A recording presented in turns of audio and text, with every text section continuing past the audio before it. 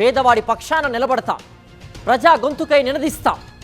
Voice of voiceless, తెలుగువారి మనస్సాక్షి, సాక్షి TV.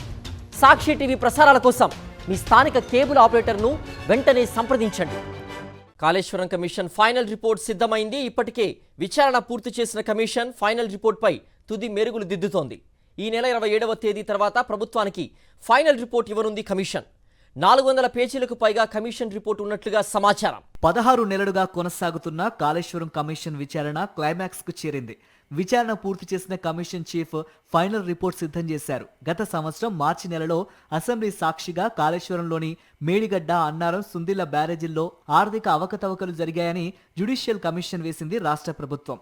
అప్పటి నుంచి ఇప్పటి వరకు ఈ కమిషన్ అధికారులను, నిర్మాణ సంస్థలను, నిపుణులను, పొలిటికల్ లీడర్లను, దాదాపుగా 115 మంది సాక్షులను బహిరంగ విచారణ చేసింది. కమిషన్ ముందు హాజరైన అధికారులు, ఇంజనీర్లు, ఐఏఎస్ ఆఫీసర్లతో పాటు అందరి నుంచి అఫిడవిట్ను స్వీకరించింది కమిషన్. అఫిడవిట్ ఆధారంగా ఓపెన్ కోర్టు విచారణ చేపట్టింది. 114 మందిని బహిరంగంగా క్రాస్ ఎగ్జామినేషన్ చేయగా మాజీ ముఖ్యమంత్రి కేసీఆర్ను మాత్రం అనారోగ్య కారణాల దృష్ట్యా ఇంటర్నల్ విచారణ చేపట్టింది. కేసీఆర్ విచారణ తర్వాత కేబినెట్కి సంబంధించిన మినిట్స్ రాష్ట్ర ప్రభుత్వాన్ని కమిషన్ అడగ్గా కాళేశ్వరం ప్రాజెక్టుకు సంబంధించిన పూర్తి సమాచారాన్ని కమిషన్కు అప్పగించినట్లు ఇరిగేషన్ అధికారులు స్టేట్మెంట్ ఇచ్చారు. 3 బ్యారేజీలలో ఆర్థిక అవకతవకలపై విచారించిన కమిషన్ ఎప్పటికప్పుడు రిపోర్ట్ను రాస్తోంది. Commission chief justice Pinaki Chandraghosh స్వయంగా ప్రభుత్వానికి ఇచ్చేటువంటి ఫైనల్ రిపోర్ట్లు తయారు చేస్తున్నట్లు సమాచారం. ఇప్పటికే ప్రభుత్వానికి ఇవ్వడానికి ఫైనల్ రిపోర్ట్ను సైతం సిద్ధం చేసినట్లుగా తెలుస్తోంది.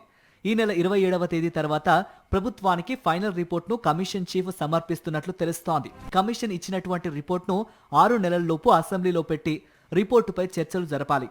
అసెంబ్లీ ఆమోదం తీసుకుని లీగల్ ఒపీనియన్ తర్వాత తప్పు చేసిన వారిపై చర్యలు తీసుకునే అవకాశం ఉంటుందని కమిషన్ కార్యాలయం చెబుతోంది.